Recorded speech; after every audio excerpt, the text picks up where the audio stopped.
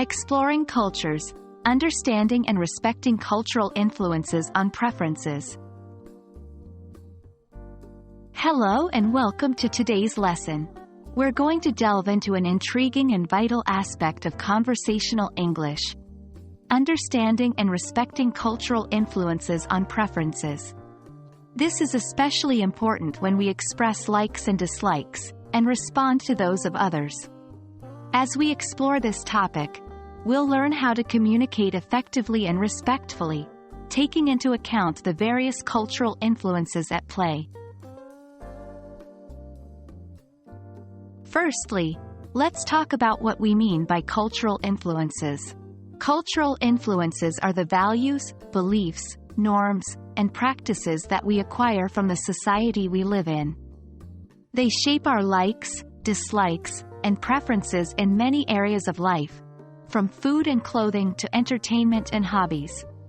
For instance, a person growing up in Japan might naturally have a preference for sushi, while a person from Italy might prefer pasta. Recognizing these cultural influences can enhance our understanding and appreciation of others' preferences. Now, when it comes to expressing likes and dislikes, it's vital to remember that people's preferences can often reflect their cultural backgrounds. For example, if you're talking to a friend from Brazil, and they mention their love for football, it's not just a personal preference. It also represents a widely shared passion in Brazilian culture. When we understand this, our conversations become richer and more meaningful.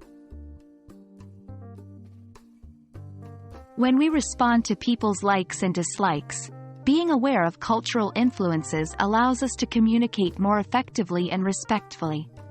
For example, if someone from India tells you they don't eat beef because of their cultural and religious beliefs, it's important to respect this preference rather than questioning it or trying to convince them otherwise.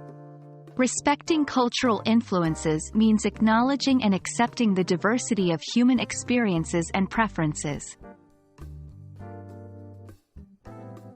In a conversation, you may want to share your similar or contrasting preferences. Here, understanding cultural influences can be very helpful.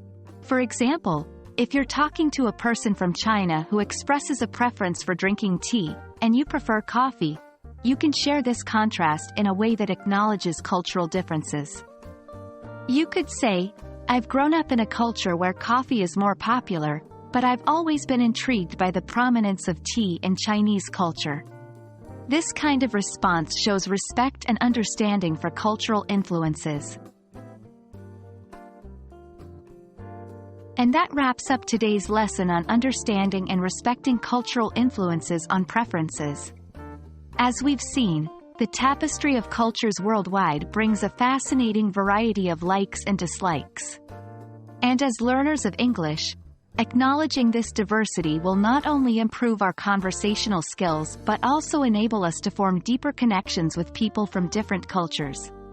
Remember, effective communication respects and celebrates these differences. I hope you found this video helpful, and I look forward to seeing you in our next lesson. Happy learning!